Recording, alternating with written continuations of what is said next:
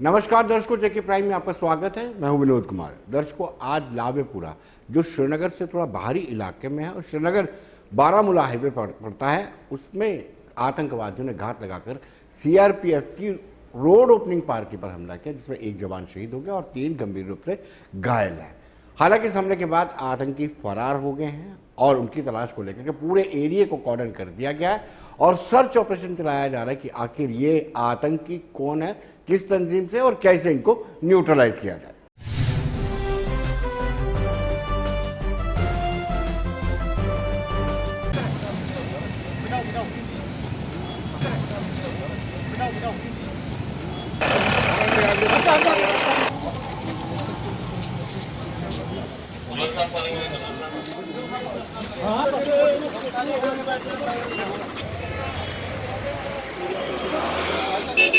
पौने 4 बजे के लगभग आतंकवादियों ने एक मोबाइल पेट्रोल जो कि एक गाड़ी में था उस पर हमला किया और सामने से और गाड़ी की बाईं तरफ से फायर किया, जिसमें हमारा एक सब इंस्पेक्टर शहीद हो गया, 2 क्रिटिकल इंजरी हैं और एक खतरे से बाहर है और एरिया को पूरा कॉर्डन किया गया है।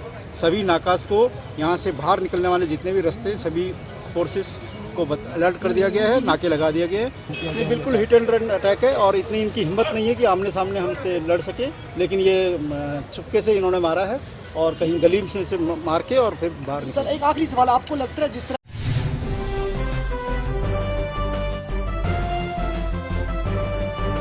दर्शकों, केंद्र सरकार ने यूटी जम्मू कश्मीर को शुरुआत से अगर बात करें, जब 5 अगस्त 2019 को 370 में संशोधन हुआ था, 35 से रिपील किया गया था, उस दिन गृह मंत्री अमित शाह ने सदन में, राज्यसभा में भी और लोकसभा में भी ये कहा था कि यूटी बनने के बाद या 370 या 35 से हटने के बाद जम्मू एक विकास की दिशा में चलेगा। और शायद यही एक कारण है 1.8 लाख करोड़ रुपए का बजट पेश किया गया है और इस बजट की आज उपराज्यपाल मनोज कुमार सिन्हा ने भी जमकर तारीफ की। सिन्हा का कहना था कि कहीं ना कहीं यह बजट दिशा देगी, यह बजट रोजगार देगी और यह बजट जम्मू कश्मीर को समृद्ध बनाएगी। यानी आज उन्होंने जमकर बजट की सराहना की। आपको बताते चले कि केंद्र सरकार की निगाह इस बजट पर थी। केंद्र सरकार की निगाह अब यूटी जम्मू कश्मीर पर थी।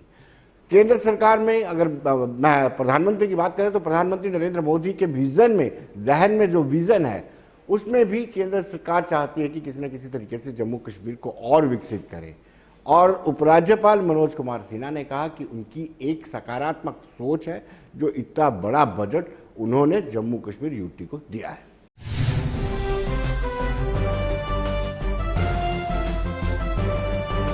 बार भी जब आपने प्रेस वार्ता की थी तो मैंने प्रश्न उठाया था, उसमें एक एडिशन मैं आपको करना चाहता हूं इस समय। सर, आपने अभी अपने संबोधन में भी कहा कि जो कश्मीरी पंडितों के घर उसकी तरफ जो है मार्ग पर आप अग्रसर हैं, वो किया जा रहा है।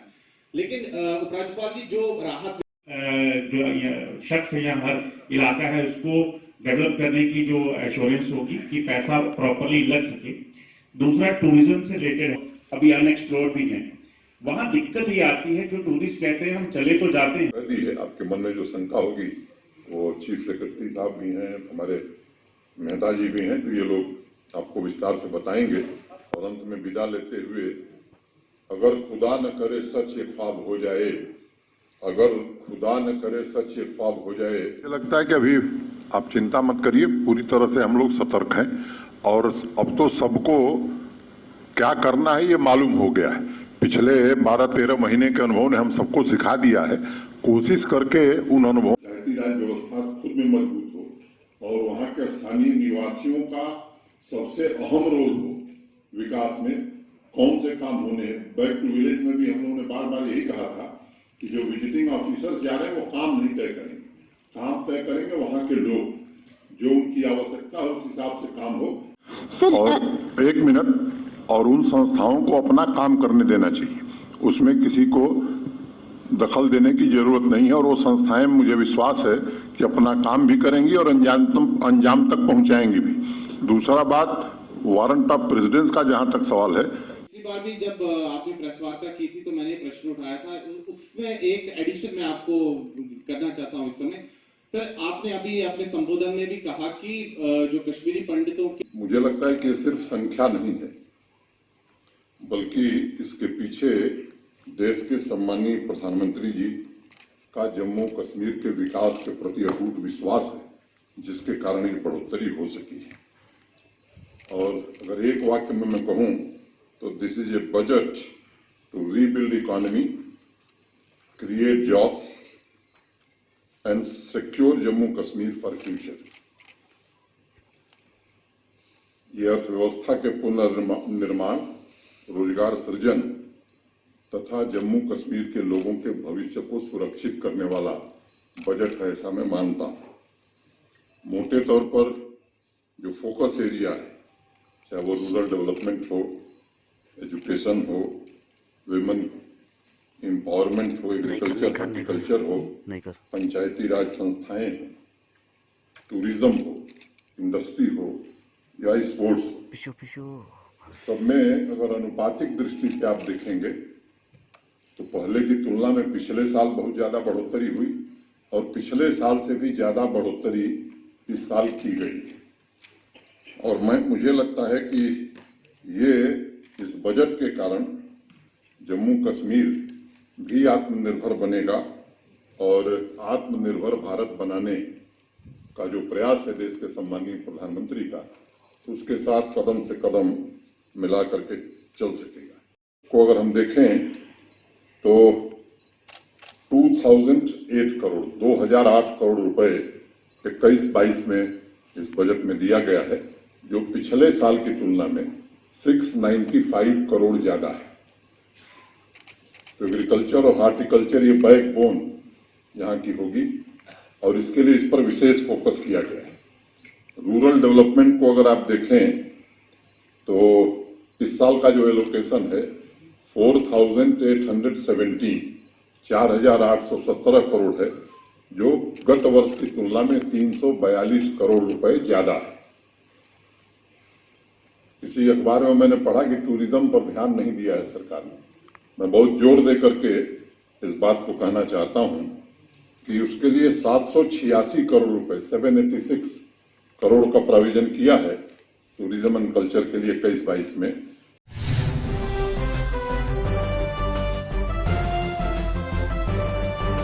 दर्शकों, अब हम बात करेंगे पीडीपी अध्यक्षा former chief minister Mehbooba Mufti की। महबूबा मुफ्ती को इन्फोर्समेंट डायरेक्टरेट ने तलब किया था। बातचीत के बाद वो बाहर आई, पूछताछ के बाद जब वो बाहर आई तो पत्रकारों से बातचीत के दौरान उन्होंने कहा कि अगर जो बीजेपी की विचारधारा के अगेंस्ट चलता है, उनके आगे पीछे एजेंसियों का घेरा लग जाता है।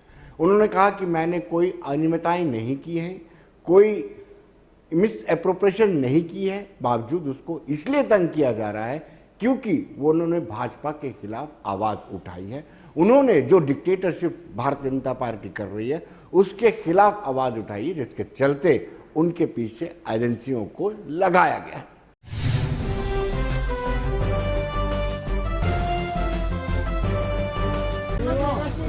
ईडी का बुलावा, मुख्यमंत्री महबूबा मुफ्ती 11 बजे किया है कि 11 बजे बने ईडी ऑफिस पहुंचने के लिए कहा गया था और 11 बजे ठीक जो है महबूबा मुफ्ती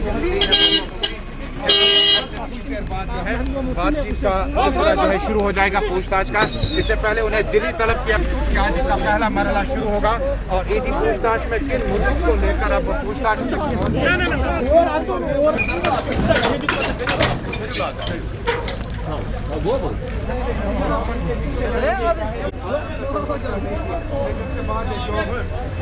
गई और पूछताछ का सिलसिला अब शुरू हो चुका है।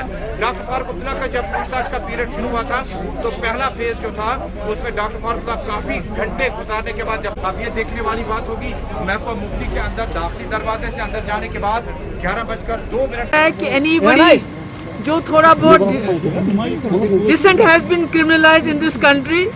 This country is ruled by either ED, CBI और NIA. या तो आप सेडिशन के लिए चार्ज हो जाते हो, या तो आपके खिलाफ मनी लॉन्ड्रिंग का केस होता है। जो बात करता है उसके खिलाफ जो है इसी तरह ईडी का इस्तेमाल किया जाता है, एनआईए का इस्तेमाल किया जाता है। और जो मुल्क है इस वक्त, it is not running according to the Constitution of India.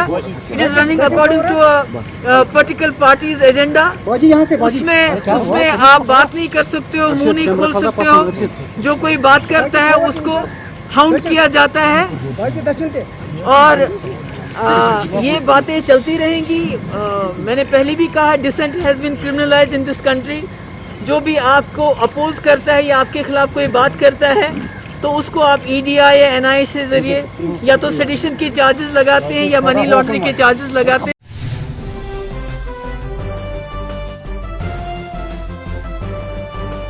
दर्शकों, कश्मीर को वैसे ही धरती पर स्वर्ग कहा जाता है, लेकिन जब टूलिप गार्डन की बात चलती है तो उस टूलिप गार्डन में 64 से ज्यादा अलग अलग किस्म के फूल, लाखों में फूल लगाए गए हैं। और ये प्रधानमंत्री नरेंद्र मोदी ने भी कहा है कि आकर्षण का केंद्र बना हुआ है और दर्शकों को चाहिए, पर्यटकों को चाहिए कि वो जहां पर जाकर के देखें। लेकिन आपको बताते चलें, टूलिप गार्डन 1 साल के बाद खुला है और टूलिप गार्डन 2019 के बाद जिस तरीके से पर्यटकों का फ्लो होना चाहिए वो नहीं हो पाया था। और उसके बाद 2020 में हमें पता है कोविड-19 का प्रकोप चल रहा था, तब भी टूलिप गार्डन नहीं खुल पाया था। लेकिन अब 2021 में टूलिप गार्डन खुला है और लाखों की तादाद में फूल लगे हैं, आकर्षण का केंद्र बना हुआ है।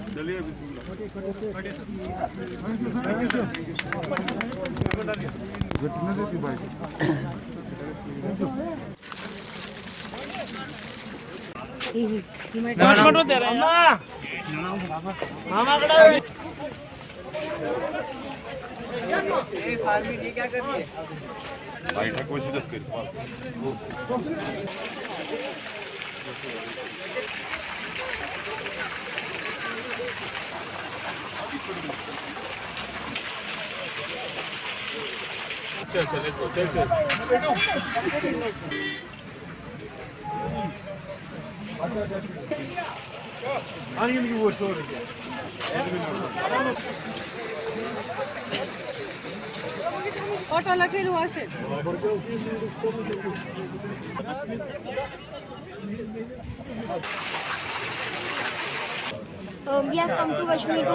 लग रहा है। यहाँ के फ्लावर्स को देख के बहुत अमेजिंग फील हो रहा है। वेदर यहाँ का बहुत अच्छा है और मतलब हमारे लिए ये काफ़ी गुड लक भी है कि आज वनडे हमारा श्रीनगर में था और आज ही ट्यूलिप गार्डन की ओपनिंग हो गई। क्या बात तो है? ये काफ़ी अच्छा गुड लक है हमारा। ये सही बात है कि कश्मीर आया और ट्यूलिप गार्डन नहीं देखा तो फिर कुछ नहीं देखा। अमेजिंग प्लेस है। फ्लावर्स यहाँ पे काफ़ी अच्छे हैं और मेंटेन काफ़ी अच्छा किया गया है। तो इस जिस तरह से ये मेंटेन किया गया है कि मेरा कहना है कि इसको ऐसे ही बना के रखा जाए। अगर ये जो है ना heaven on earth, it is Kashmir. I am telling you guys, मतलब मैं कभी नहीं आई और मैं डे 1 से लेके आज तक मैं बता रही हूँ, इट्स अमेजिंग। स्नोफॉल हो, ग्रीनरी हो, लेक हो, बोटिंग हो, पीपल हो, local you know people like us who are not from Kashmir get scared कि जो भी इंसिडेंट्स हमने सुना हो कभी, जो भी है कि यार वहाँ पे जाके आपको डर लगेगा, बट ऐसा कुछ भी नहीं है। You can go around at night 8 o'clock, you can walk around, people local are so friendly and everything is so beautiful. आप कहीं भी जाओ आपको अच्छा ही लगेगा, मतलब so people should visit Kashmir. कोई टेंशन की बात नहीं है, सब कुछ बहुत अच्छा है। इट्स 1% और 0.5% नेगेटिविटी जो टूरिज्म को यहाँ पे स्टॉप करता है, बट आई थिंक नहीं, it's lovely to be here. Thank you very much, thanks a lot, thank you. बहुत ही बढ़िया, मतलब हम तो वेट ही कर रहे थे कि कब ट्यूलिप गार्डन खुले और हमें मौका मिले, बिकॉज हमारा कल का डिपार्चर है। So we are lucky to be here and हमने मतलब first thing in the morning we decided कि ट्यूलिप गार्डन खुला है, सबसे पहले यही आना है because we were very excited to come here and the मौसम भी बहुत खुल चुका है। अभी 2-3 दिन से बारिश हो रही थी, आज मौसम भी खुल गया है and it's very very beautiful.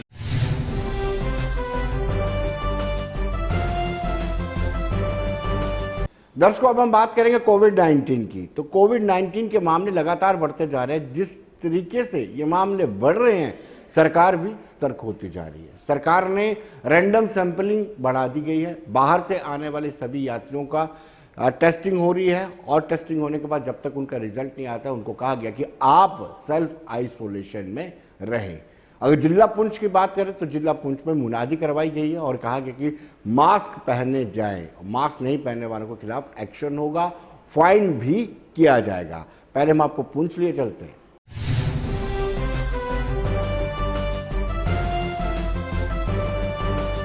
पकड़ा गया तो उस पर सख्त से सख्त कानूनी कार्रवाई अमल में लाई जाएगी। इसलिए तमाम लोगों से गुजारिश की जाती है कि मास्क पहनकर ही अपने घर से बाहर निकलें और सोशल डिस्टेंसिंग का ये गुजारिश है कि जो कोविड से बचने की तदाबीर है वो जैसे मास्क पहनना और 2 मीटर की दूरी बना के रखना यानी 6 फीट और गैदरिंग जो है उसको अवॉइड करना, ये चीज़ें जो है इनके और हाथ जो है ये साबुन से धोना है अच्छी तरह। अगर तो कुछ लोग सैनिटाइज़र भी लगाते हैं, सैनिटाइज़र नहीं है तो साबुन से धो सकते हैं। तो हम ये रिक्वेस्ट कर रहे हैं तो हम तमाम आवाम से कि भीड़ भाड़ जो है वो बाज़ार में ना क्रिएट करें। बगैर किसी काम के खामखा घूमने के लिए जाते हैं बाज़ार में तो इतनी भीड़ लग जाती है कि कभी भी किसी आदमी को इन्फेक्शन हो सकती है।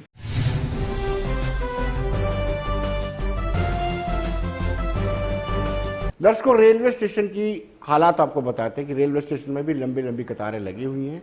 टेस्ट कराने के बाद ही यात्रियों को वापस घरों तक जाने दिया जा रहा है और ये रैपिड टेस्ट हो रहे हैं और रैपिड टेस्ट करने के बाद जब रिपोर्ट आती है तभी उनको प्लेटफॉर्म से बाहर निकलने दिया जाता है।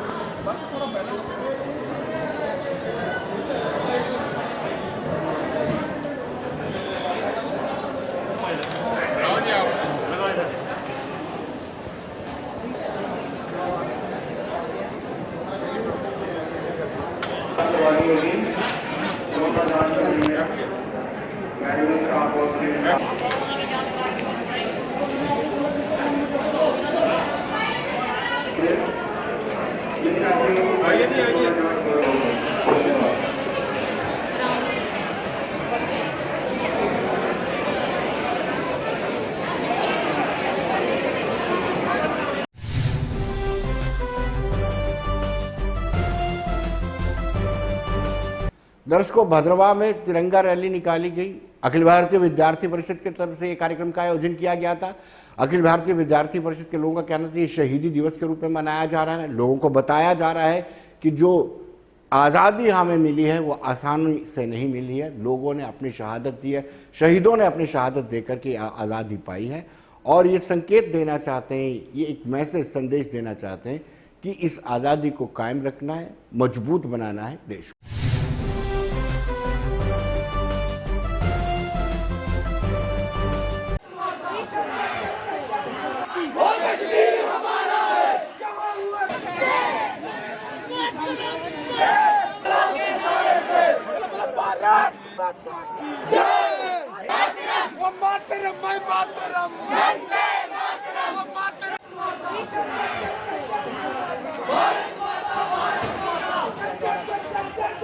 आज हमने निकाली है तिरंगा रैली और इसका मेन मकसद जो है वो है कि हमारे जो है समाज को पता चलना चाहिए कि हमारे जो फ्रीडम फाइटर्स थे उन्होंने कितना कंट्रीब्यूट किया है। जिस आज़ाद नेशन में आज हम जी रहे हैं उसको प्राप्त करने के लिए उनको मतलब कितना कुछ सहना पड़ा है और फिर भी आज़ाद नेशन में वो जी नहीं पाए क्योंकि उन्होंने 1931 में अपनी जान को जो कुर्बान किया था हमारे लिए। और आज हम स्वतंत्र देश में जी रहे हैं तो हमें अपना इतिहास नहीं भूलना है कि हमारे जो है उन फ्रीडम फाइटर्स ने कितना ग्रेट वर्क किया था, कितनी ग्रेट कंट्रीब्यूशन की थी। फांसी के तख्ते पर 20 और 21 वर्ष की आयु में उन्होंने अपना जान का बलिदान दिया था। वो हम जाने, ये सबको पता लगाने का जो है प्रयास है हमारा।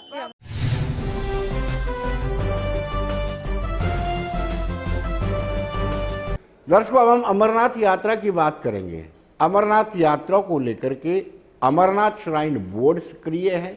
स्थानीय प्रशासन सक्रिय है और एक टारगेट रखा गया है कि 6 लाख के करीब बाबा बर्फानी के भक्त आएंगे। हालांकि ये आने वाला वक्त बताएगा कि आने वाले दिनों में कोविड की संख्या कितनी रहती है, किस तरीके से ये जो फिगर्स लगातार बढ़ती जा रही है कितनी हो सकती है और बढ़ सकती है। लेकिन एडमिनिस्ट्रेशन का ये दावा है कि इस साल 6 लाख से ज़्यादा बाबा बर्फानी के भक्त आएंगे और इस तरह की व्यवस्था भी की गई है। लेकिन जो ट्रेडर्स इस व्यवसाय से जुड़े हुए लोग हैं उनका ये कहना है अगर इस तरीके से होता है तो पिछले साल जो यात्रा नहीं हो पाई थी या फिर सिर्फ हम लाइव टेलीकास्ट ही देख पाए थे, अगर इस बार बाबा बर्फानी के भक्त आते हैं तो कारोबार में भी इसका सीधा सीधा प्रभाव पड़ेगा।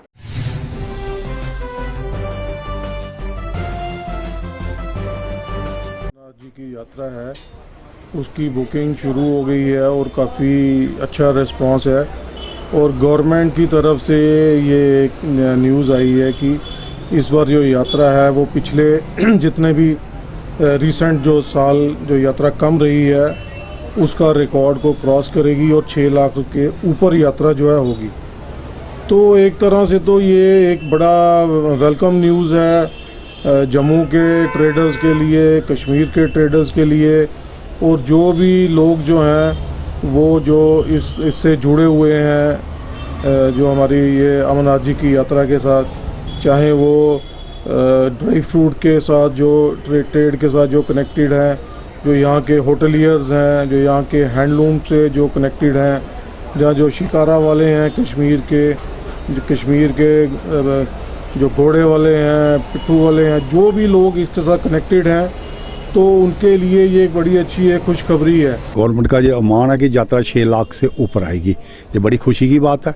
हम कहते हैं यात्रा 10 लाख होनी चाहिए, उसके लिए वैसे प्रबंध भी होने चाहिए जिससे जो श्रद्धालु आए उसको वैसी सुविधा मिलनी चाहिए और वो याद करे कि हम जम्मू कश्मीर में गए हैं, गवर्नमेंट ने ऐसे प्रबंध किए हैं जिससे हमें अपना घर जैसा माहौल महसूस हुआ है। ये बड़ी खुशी की बात है। आगे यात्रा आज से 2013-14 की बात है मेरा ख्याल, उस पर 6 लाख यात्रा हुई थी। उसके बाद यात्रा का आस्ता आस्ता ग्राफ गिरता गया, पिछले साल कोविड आ गया, उसकी वजह से यात्रा नहीं हुई है। ये बड़ी अच्छी बात है और गवर्नमेंट पे इस पे अच्छे प्रबंध करने चाहिए और जगह जगह सिक्योरिटी का भी अरेंजमेंट करना चाहिए जिससे कोई यात्रु पे कोई आंच नहीं आए।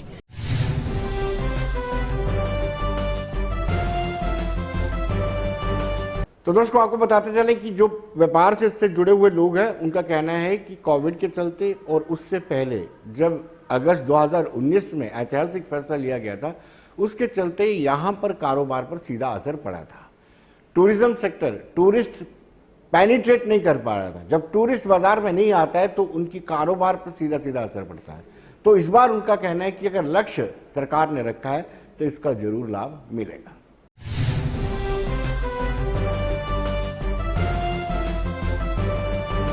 देखिए मन में बहुत खुशी है। इस बार यात्रा जो है वो जून महीने से लेकर अगस्त तक चलेगी और जिसकी अवधि जो है वो 60 दिन की होगी।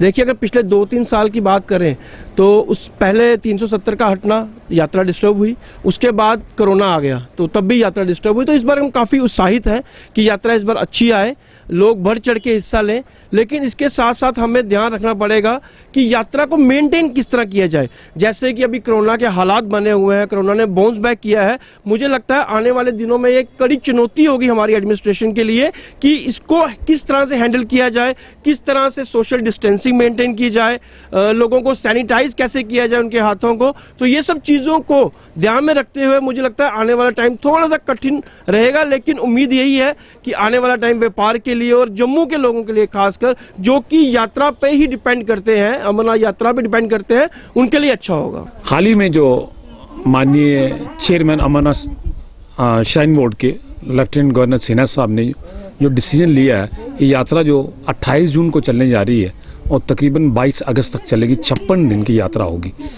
इस यात्रा का हम स्वागत करते हैं और बेसब्री से हम लोग जो बिजनेस टूरिज्म फ्रेटर्निटी के साथ जुड़े हुए लोग हैं बेसब्री से इसका इंतजार कर रहे हैं, क्योंकि ये सही मायने में ये यात्रा का वो गोल्डन पीरियड होता है जब टूरिज्म के साथ जुड़े हुए लोग जितने भी हैं उनकी इकानमी बढ़ती है।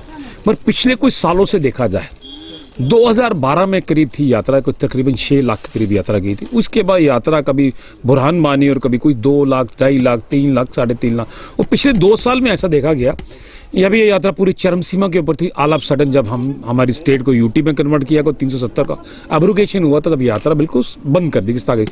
वो पिछले साल कोविड की मार रही, और कोविड के चलते ये यात्रा बिल्कुल स्थगित कर दी गई। अब चूंकि इस साल सरकार की तरफ से आ रहा है कि ये 6 लाख के करीब यात्रा ये करने जा रही है, तो ये इसको हम स्वागत करते हैं। लेकिन मैं आपके माध्यम से सरकार से कुछ चीजें पूछना चाहता हूं। नंबर 1, अगर ये यात्रा वहां से चलती, आज भी देखिए कोविड के अनलॉक के बाद ये जो वहां से जो यात्रा चल रही है, लखनपुर में एंट्री ना के बराबर है। लोगों को बाहर ही उतार दिया जाता है और पैदल वहां पे डिस्टेंस करना पड़ता है। और इसके साथ ही वहां पे जो SOP है, रेस्ट्रिक्शन बड़ी कम सरकार की तरफ से होती हैं। देखिए आप जितनी भी गैदरिंग, पब्लिक एग्जीबिशन यहाँ पे लग रही हैं, लोगों को खुला छोड़ दिया गया है कि आप जितना मर्जी करें, और भगवान के भरोसे ये चल रही है SOP। सरकार की जितनी सख्ती चाहिए, आप देखिए बाहर वेस्ट बंगाल में इलेक्शन चल रही है, वहां धड़ल्ले से धज्जियां उड़ाई जा रही हैं। अगर ऐसा ही हाल रहा तो हमें डर है कि यात्रा जो 6 लाख चलेगी वो बहुत कम हो जाएगी, क्योंकि जब ये कोविड का प्रकोप होगा तो नेचुरली बाहर से आने वाले लोग, जब जितनी हमें सख्ती होगी तो उसके मद्देनजर बहुत होगी, कम होगी यात्रा। तो मैं आपके माध्यम से सरकार से कहता हूँ, SOP को गाइडलाइंस को फॉलो करते हुए कुछ जो सरकार ने वहां पे अच्छे कदम लिए हैं, उसका हम स्वागत करते हैं।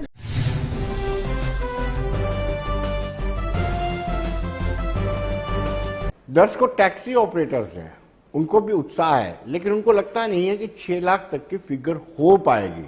लेकिन अगर होती है तो उन्होंने कहा कि वेलकम है।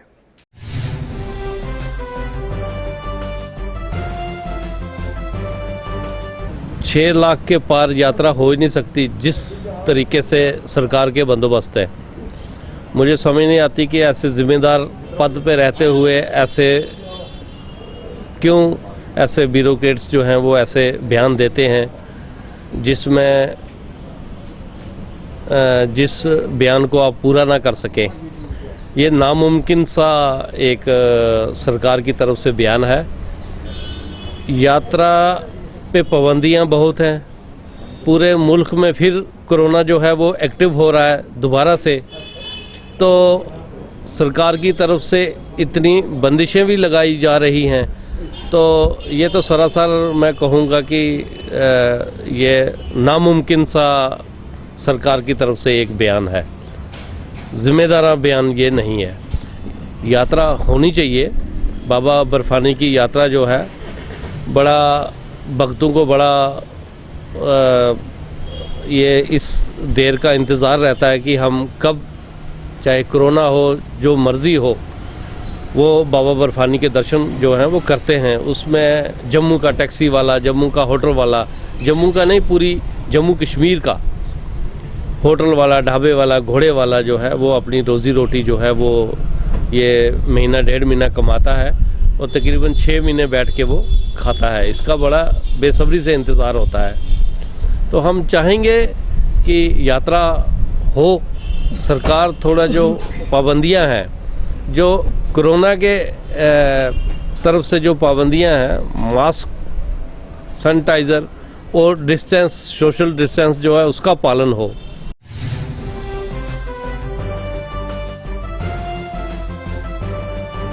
तो दर्शकों, बने रहिए देश दुनिया की खबरों के लिए और मुझे दीजिए इजाजत। नमस्कार।